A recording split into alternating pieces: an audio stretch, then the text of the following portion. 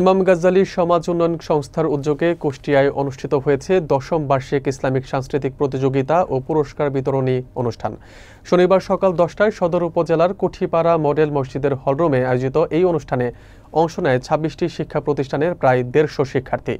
অনুষ্ঠানে প্রধান অতিথি হিসেবে উপস্থিত ছিলেন কাজল মজুমদার, সাধারণ সম্পাদক, Bangladesh red crescent society Kushtia. বিস্তারিত থাকছে মোহাম্মদ মঞ্জুরুল ইসলামের প্রতিবেদনে।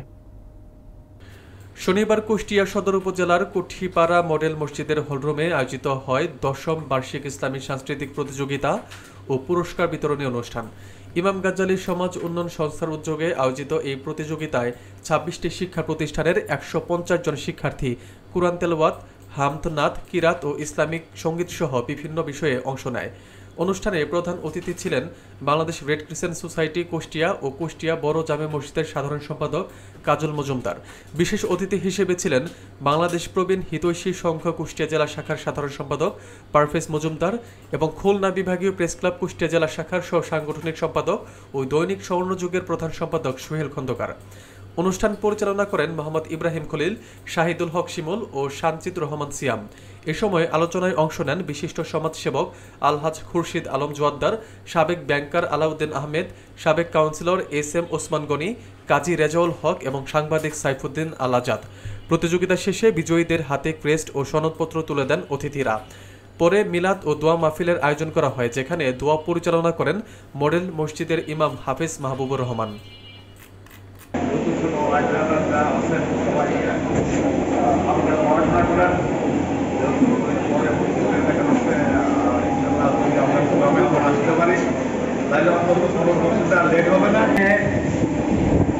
ছোট কোমল বাচ্চারা, আসসালামু আলাইকুম। আজকে আমি প্রথমে ক্ষমা চেয়ে নিচ্ছি যে আমাদের একটা প্রোগ্রাম ছিল বা এখনো চলতেছে, এই জন্য আসতে আমাদের দেরি হয়ে গেল, ক্ষমা করবেন। তো আমি বাচ্চাদের উদ্দেশ্যে বলছি যে তোমরা প্রতিবারই আমি এখানে আসি, এখানকার উপদেষ্টা হিসাবে আমি অনুষ্ঠানে থাকি।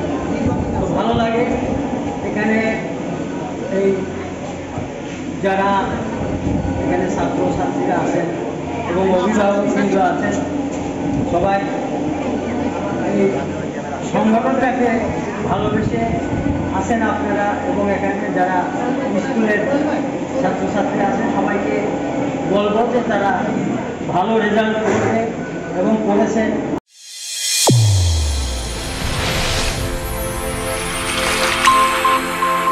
চ্যানেল A1 হৃদয় রেসপন্স।